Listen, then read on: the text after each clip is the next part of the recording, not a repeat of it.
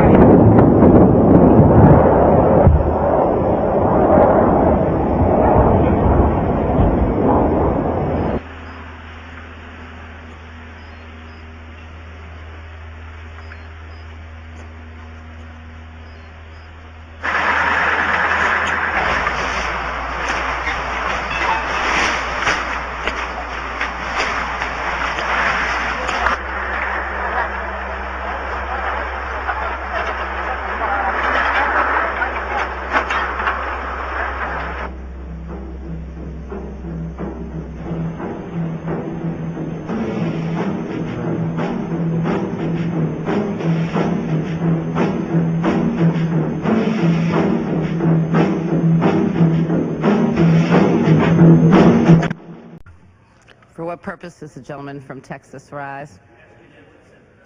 Without objection, so ordered. Madam Speaker, the bombing in Serbia must stop immediately. Serbia has never aggressed against the United States. Serbia is involved in a bloody civil war of which we should have no part, and have not declared war as the Constitution requires.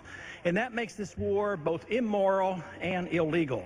Not only has the bombing done no good, it has made the situation much worse and the world more dangerous. Serb troops are not dying, American troops are not dying, but innocent civilians are being killed by the hundreds on both sides. There are just too many uncanny accidents. The refugee problem, which was minimal before the bombing, is now catastrophic as a result.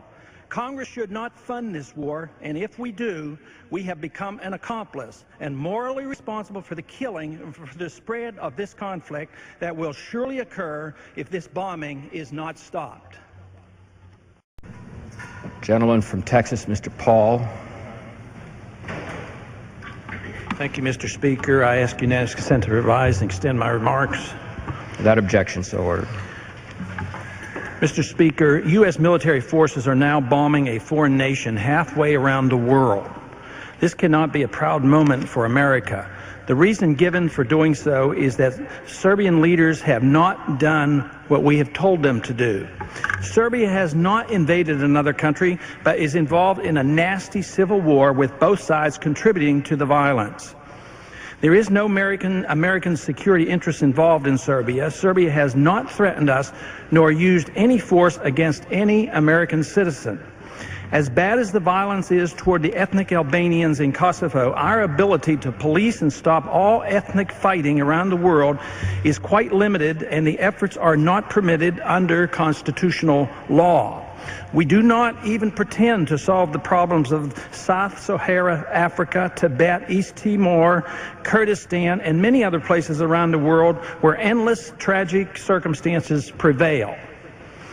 Our responsibility as U.S. members of Congress is to preserve liberty here at home and uphold the rule of law.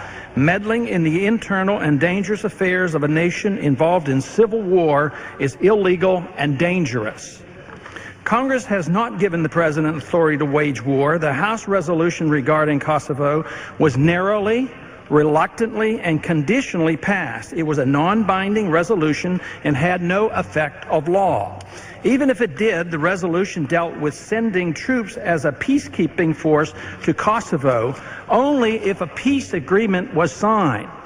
There was no mention of endorsing an act of war against Serbia. Besides, the resolution was not the proper procedure for granting war power to a president. The Senate resolution, now claimed to be congressional consent for the president to wage war, is not much better. It too was a sense of Congress resolution without the force of law. It implies the president can defer to NATO for authority to pursue a war effort. Only Congress can decide the issue of war. Congress cannot transfer the constitutional war power to the president or to NATO or to the United Nations. The Senate resolution, however, specifically limits the use of force to air operations and missile strikes. But no war has ever been won with air power alone. The Milosevic problem will actually get worse with our attacks, and ground troops will likely follow. It has been argued we are needed to stop the spread of war throughout the Balkans. Our presence will do the opposite, but it will certainly help the military-industrial complex. Peaceful and cooperative relations with Russia, a desired goal, has now ended, and we have provoked the Russians into now becoming a much more active ally of Serbia. U.S. and NATO policy against Serbia will certainly encourage the Kurds. Every argument for Kosovo's independence can be used by the Kurds for their long sought after independence. This surely will drive the Turks away from NATO. Our determination to be involved in the dangerous civil war may well prompt a stronger Greek alliance with their friends in Serbia, further splitting NATO and offending the Turks, who are naturally inclined to be sympathetic to the Albanian Muslims. No good can come of our involvement in this Serbian civil war, no matter how glowing and humanitarian the terms used by our leaders. Sympathy and compassion for the suffering and voluntary support for the oppressed is commendable. The use of force and acts of war to pick and choose between two sides fighting for hundreds of years cannot achieve peace. It can only spread the misery and suffering, weaken our defenses, and undermine our national sovereignty. Only when those who champion our war effort in Serbia are willing to volunteer for the front lines and offer their own lives for the cause will they gain credibility. Promoters of war never personalize it. It's always some other person or some other parent's child's life whose will be sacrificed, not their own. With new talk of reinstituting the military draft, since many disillusioned military personnel are disgusted with the morale of our armed forces, all Americans should pay close attention as our leaders foolishly and carelessly rush our troops into a no-win war of which we should have no part. I yield back the balance of my time. Gentleman's time has expired. The chair will now recognize the honorable gentleman from Texas, Mr. Paul, for 5 minutes. Thank you, Mr. Speaker. I ask unanimous consent to revise and extend my remarks. Without objection. Mr. Speaker, the trial of Slobodan Milosevic threatens U.S. sovereignty.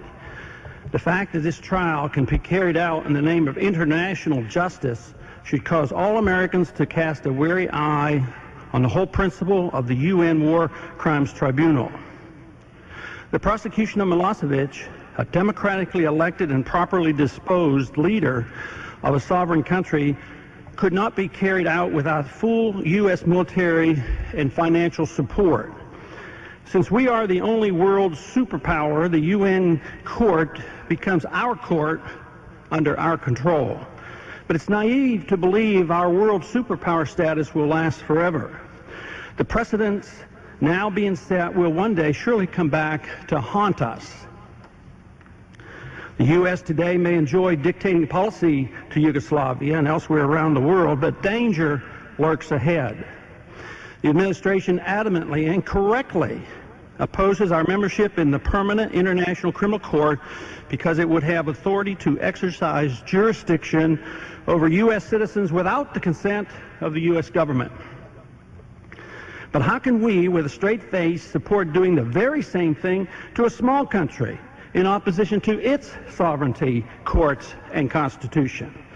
This blatant inconsistency and illicit use of force does not go unnoticed and will sow the seeds of future terrorist attacks against Americans or even war.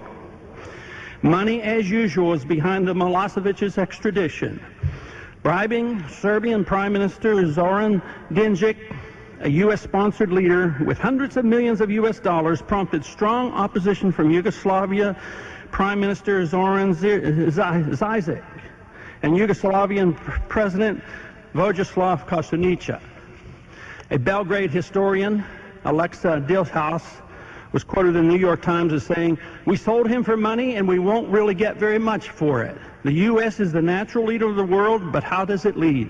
This justifies the worst American instincts, reinforcing this bullying mentality," close quote.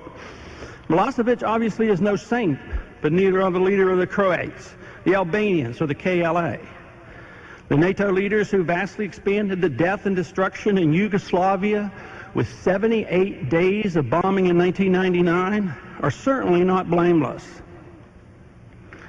The $1.28 billion promised the puppet Yugoslavian government is to be used to rebuild the cities devastated by U.S. bombs. First, the American people are forced to pay to bomb, kill innocent people, and destroy cities, and then they are forced to pay to repair the destruction, while orchestrating a UN kangaroo court to bring the guilty to justice at La Hague.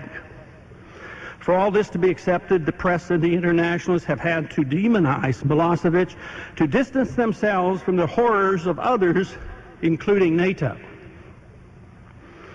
NATO's airstrike assisted the KLA in cleansing Kosovo of Serbs in the name of assisting Albanian freedom fighters. No one should be surprised when that is interpreted to mean tacit approval for Albanian expansionism in Macedonia. While terrorist attacks by former members of the KLA against Serbs are ignored, the trial of the new millennium, the trial of Milosevic, enjoys daily support from the NATO-U.S. propaganda machine. In our effort to stop an independent-minded and uncooperative with the international community, president of a sovereign country, U.S. policy was designed to support an equally, if not worse, organization, the KLA. One of the conditions for ending the civil war in Kosovo was the disbanding of the KLA.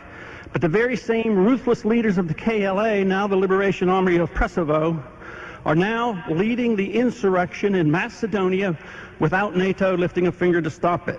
NATO's failed policy that precipitated the conflict now raging in Macedonia is ignored. The UN War Tribunal in La Hague should insult the intelligence of all Americans. This court currently can only achieve arrest and prosecution of leaders of poor, small, or defeated nations. There will be no war criminals brought to The Hague from China, Russia, Britain, or the United States, no matter what the charges. But someday this approach to world governing will backfire. The U.S. already has suffered the humiliation of being kicked off the Human Rights Commission and the Narcotics Control Commission. Our arrogant policy and attitude of superiority will continue to elicit a smoldering hatred toward us, and out of sheer frustration will motivate even more terrorist attacks against us.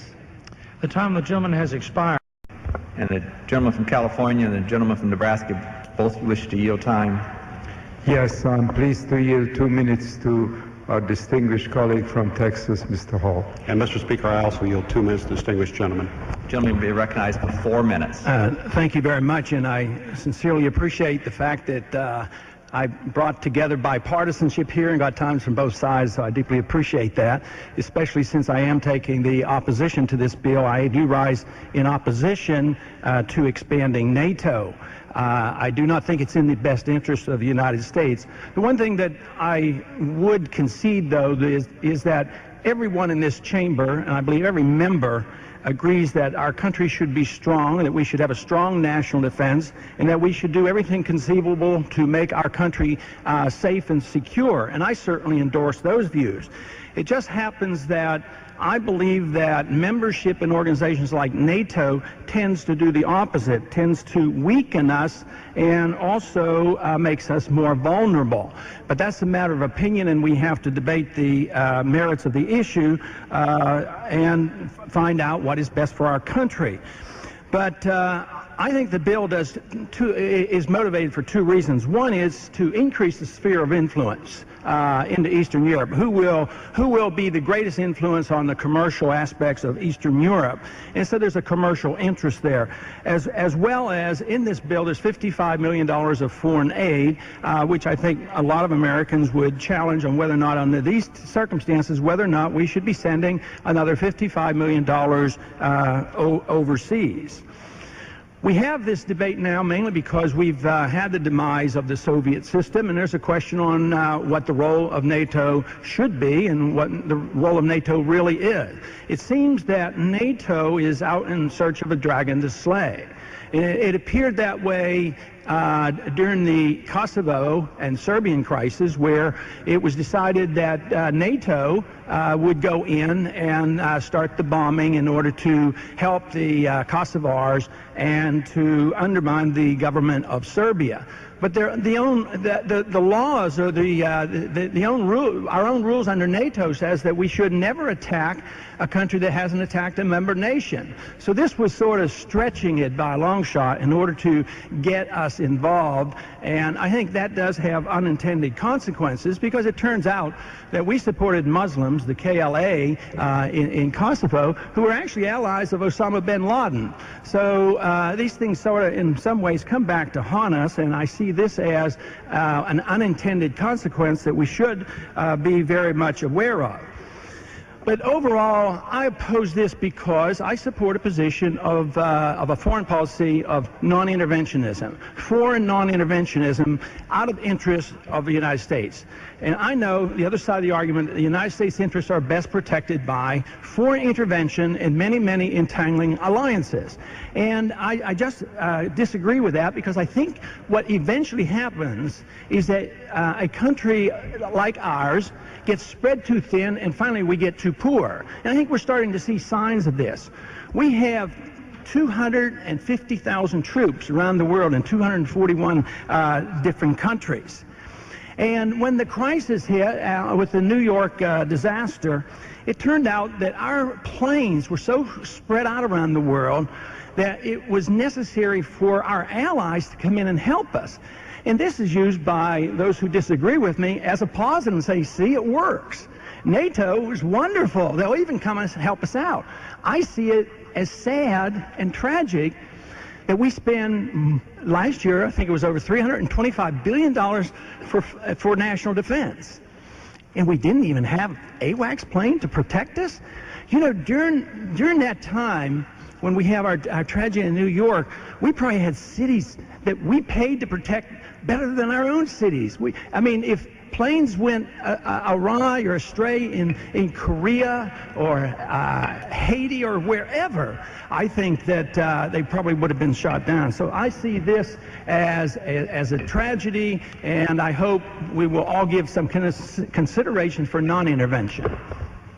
Gentleman from California. Gentleman from Florida. Speaker, I would this time yield 3 minutes to the gentleman from Texas, Mr. Paul. Gentleman's recognized for 3 minutes. Mr. Speaker, I ask unanimous consent to revise and extend my remarks. Without objection. And I thank the gentleman for yielding. I rise as a member of the International Relations Committee, but I would like to express my disappointment that of my amendments that were offered to the Rules Committee, none of them were approved. So that was a great disappointment to me. I will vote for the rule, recognizing the fact that it is hard to accommodate everyone, but nevertheless, it is very clear that I have been an outspoken opponent of the United Nations, and the amendments that we will be discussing will really not deal with the essence of whether or not we should be involved as we are. I think we're tinkering on the edges and will not do much to improve the bill, even if some of the amendments get passed, which I will support. But I do think there's some serious things that we must consider. One is the issue of national sovereignty. To support H.R. 1646, you have to give up some of our national sovereignty to the United Nations. There's $844 million for peacekeeping missions. We know now that we live in an age when we go to war, not by declaration of the U.S. Congress, but we go to war under UN resolutions. When we vote for this bill, and if you support this bill, you support that concept of giving up our sovereignty and going to war under UN resolutions. I would have liked to struck all the money for population control. I will support the Mexican City language, but it really doesn't do that much. All funds are fungible, and if we provide hundreds of millions of dollars for population control and say, please don't use it for abortion, you just shift the funds around. So there is no real attack on the use of American taxpayers' money for abortion if we don't strike all these funds. The United Nations have already laid plans for an international tax. This January it was proposed. They would like to put a tax on all currency transactions to raise $1.5 billion. This is abhorrent. This should be abhorrent to all of us. It should be abhorrent to all Americans that we would have an international tax imposed by the United Nations. Already the United Nations is involved in tax collecting. In Bosnia right now, in Serbia, the UN, one of their functions is to collect taxes on goods coming into the country. There was a demonstration not too long ago by the Serbs objecting to this. The idea that UN soldiers paid by American taxpayers that are now tax collectors in Bosnia should arouse our concern. The only way, since we do not have the amendments to reject some of this funding, the only way we who believe that our sovereignty is being challenged is to reject 1646. I see no other way to address this subject because it is not in our best interest to go along with this. The way the bill is written right now, we will support the Kyoto Treaty. And the International Criminal Court is also something that we should be contending with. Gentleman from Ohio.